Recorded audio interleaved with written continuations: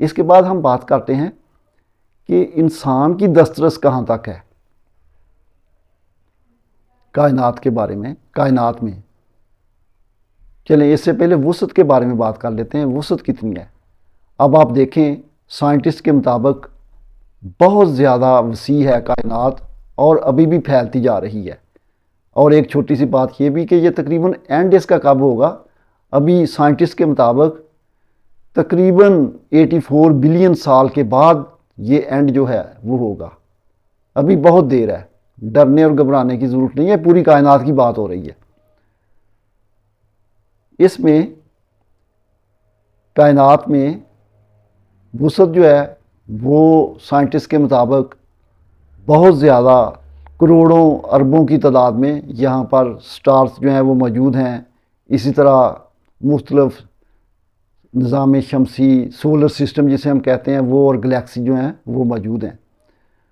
تو مختلف مشن جو ہیں وہ انسان نے بھیجے ہیں، تو ان میں مختلف چیزوں کے بارے میں وہ جانتے ہیں کہ اتنی، وہ نئی نئی باتیں بھی بتاتے ہیں کہ اتنی مطلب ہو گیا، یہ ہو گیا، اتنی زیادہ جو ہے وہ وسیع ہے۔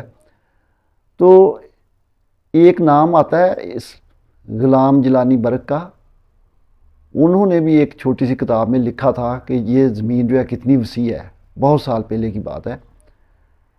اور جتنی باتیں کی ہیں یہ سائنٹسٹ کے مطابق کی ہیں۔ اب ذرا روحانی سائنسدانوں کے مطابق بھی دیکھ لیں۔ روحانی سائنسدان، پچھلی صدی کے جو روحانی سائنسدان تھے ان کا نام تھا محمد عظیم برقیہ، اور بھی ہیں لیکن محمد عظیم برقیہ المعروف قلندر بابا اولیاء رحمۃ اللہ علیہ نے جو کائنات کی وسعت کے بارے میں بات کی ہے وہ ہم تک پہنچی ہے موجودہ دور کے روحانی سائنسدان خواجہ شمس الدین عظیمی صاحب کی زمانی، ان کی کتابوں میں لکھا ہوا ہے۔ وہ کہتے ہیں کہ ایک سولر سسٹم وہ ہوتا ہے جس میں نظام شمسی سورج ہوتا ہے اور اس کے گرد 9، 12 یا 13 سیارے جو ہیں وہ گردش کرتے ہیں۔ اس طرح کے سولر سسٹم جو ہیں وہ اگر 1 خرب مل جائیں تو وہ ایک حزیرہ کہلاتا ہے۔ ایک حزیرہ جو ہے، اس طرح کے حزیرے جو ہیں وہ 80,000 حزیرے جو ہیں وہ پائے جاتے ہیں ایک لوح محفوظ میں، اور 30 کروڑ لوح محفوظ ہیں ایک کتاب المبین ہے۔ یعنی اس کو ہم ایسے بیان کرتے ہیں کہ ایک کتاب المبین ہے، ایک کتاب المبین کے اندر 30 کروڑ جو ہیں وہ لوح محفوظ ہیں، ایک لوح محفوظ کے اندر 80,000 حزیرے ہیں، اور ایک حزیرے کے اندر 1 خرب آباد سسٹم ہوتے ہیں اور تقریباً 12 خرب غیر آباد سسٹم ہوتے ہیں۔ یہ 12 خرب غیر آباد سسٹم وہ ہیں جو آباد سسٹم کو انرجی دیتے ہیں۔ غالباً جو سائنٹسٹ ڈارک انرجی کے بارے میں بات کرتے ہیں شاید وہ وہی ہو۔ تو یہ انرجی جو ہے وہ کائنات میں موجود ہے جو کہ استعمال ہو رہی ہے۔ تو جو آباد سسٹم ہے، ایک سسٹم جو ہے وہ ایک سولر سسٹم ہے۔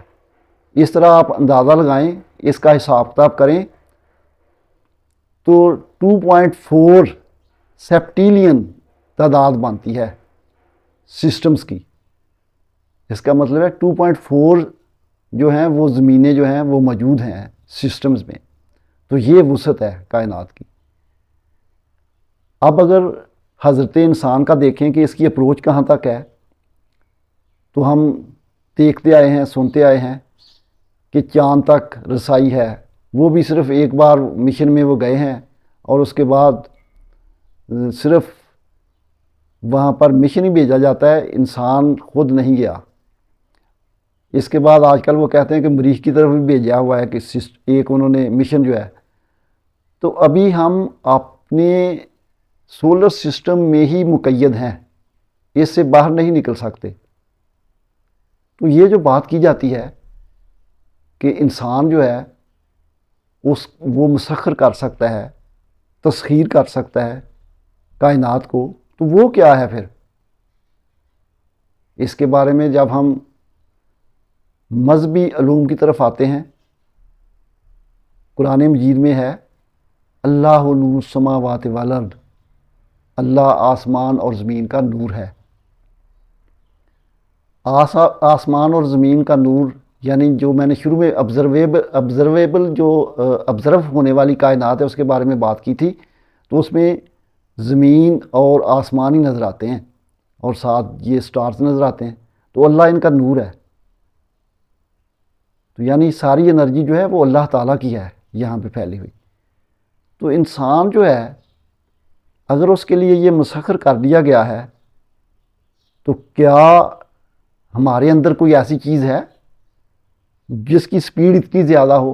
کیونکہ ہماری مادی جسم کی سپیڈ تو بہت کم ہے کہ ہم زمین سے باہر نکل سکیں، اپنے نظام شمسی سے باہر نکل سکیں، یہ تو ناممکن سی بات ہے۔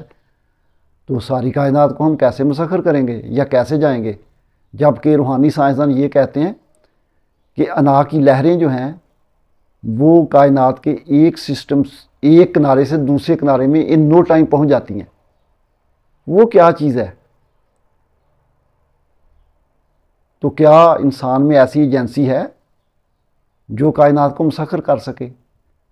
تو ہمارے جسم میں ایک روح ہے، روح جو ہے اس کی سپیڈ بہت زیادہ ہے، مادی جسم کی سپیڈ کم ہے۔ روح جو ہے اس کے اوپر روشنیوں کا بنا ہوا ایک لباس ہے جسے اورا کہتے ہیں۔ اورا کی سپیڈ جو ہے وہ روشنی کے برابر ہوتی ہے۔ اگر ہم روشنی کے برابر بھی اورا سے کام لینا چاہیں یا کسی طرح ہم اورا تک ہماری رسائی ہو جائے تو پھر بھی ہم لائٹ ایئر سے سفر کریں گے، تو آپ کو پتہ ہے کہ ایک گلیکسی سے دوسری گلیکسی کئی لائٹ ایئر ہوتے ہیں، تو پھر بھی ہم مسخر نہیں کر سکتے۔ تو اس کا مطلب یہ ہوا کہ لائٹ ایئر سے بھی آگے جب بات بڑھے گی تو روح کی سپیڈ جو ہے وہ بہت زیادہ ہوتی ہے۔ تو مذہبی علوم جو ہیں وہ ہمیں اس طرح دعوت دیتے ہیں کہ ہم روح کے علوم حاصل کریں اور پھر ہم کائنات کو مسخر کر سکتے ہیں۔ تو یہ اصل میں یہ کامیابی ہے ہماری۔ تو کسی طریقے سے ہم روح کے علوم حاصل کریں مذہب کے ذریعے، اور اس کے بعد ہم اس پوائنٹ پر چلے جائیں کہ ہم جو ہے وہ سفر جو ہے ہمارا تیز ہو جائے، ہماری سپیڈ جو ہے وہ تیز ہو جائے۔ تو یہ اصل میں وہ بات ہے۔ اسی بارے میں علامہ اقبال رحمۃ اللہ علیہ نے فرمایا ہے، سبق ملا ہے یہ معراج مصطفیٰ سے مجھے، سبق ملا ہے یہ معراج مصطفیٰ سے مجھے، عالم بشریت کی زد میں ہے گردوں۔ تو یہاں تک تو مطلب ہم اس شعر کو بھی اگر ہم غور کریں تو ہمیں پتہ چلتا ہے کہ ستاروں سے آگے جہاں اور بھی ہیں۔ تو یہ کب ہوگا ممکن؟ جب ہم توجہ کریں گے، جب ہم محنت اور کوشش کریں گے، اس طرف توجہ دیں گے، تو پھر یہ ساری باتیں جو ہیں وہ ہو سکتی ہیں۔ اس کے علاوہ ایک اور اہم بات، جو یہ ہسٹری جو میں نے آپ کو بتائی ہے، اس میں فوٹان کا ایپک جو ہے وہ کافی دیر کے بعد آیا ہے، ایپوک جو ہے وہ دیر کے بعد آیا ہے، کہ وہ کہتے ہیں کہ جب ایٹم بنا، ایٹم کے بعد وہ فوٹان کا انہوں نے ذکر کیا ہے۔ تو جب بگ بینگ ہوا تھا اس وقت جو انرجی تھی وہ کیا تھی؟ اگر ہم اسے فوٹان نہیں کہتے تو وہ کیا تھی؟ ظاہر ہے وہ فوٹان سے آگے کی کوئی چیز ہے، ہو سکتا ہے وہ نور ہو، بلکہ نور سے بھی آگے چیزیں ہوتی ہیں، روشنی، نور، یہ ساری چیزیں جو ہیں وہ جو ہیں ان کی سپیڈ جو ہے وہ روشنی سے بھی زیادہ ہے۔ تو اس وقت جو تھا وہ کام جو تھا نا، جب وہ مطلب پھیلاؤ ہوا تھا، ابتدا میں بگ بینگ کا پھیلاؤ جو تھا وہ 90 گنا تھا، یعنی ایک ہی لمحے کے بھی فریکشن میں بہت تیزی سے تبدیلی آئی تھی اور بہت بڑھ گیا تھا یہ سارے کا سارا، اور اس وقت سے یہ پھیلاؤ ہو رہا ہے۔ تو موجودہ دور میں وہ کہتے ہیں کہ پھیلاؤ ابھی بھی ہو رہا ہے کائنات کا، تو اس کے بارے میں غور کرنا چاہیے۔ تو آپ لوگ بھی غور کریں اس کے بارے میں اور سوچیں اور سمجھیں، اور اگر آپ کے ذہن میں کوئی کمنٹس ہیں تو وہ کمنٹ سیکشن میں بھیجیں۔ شکریہ۔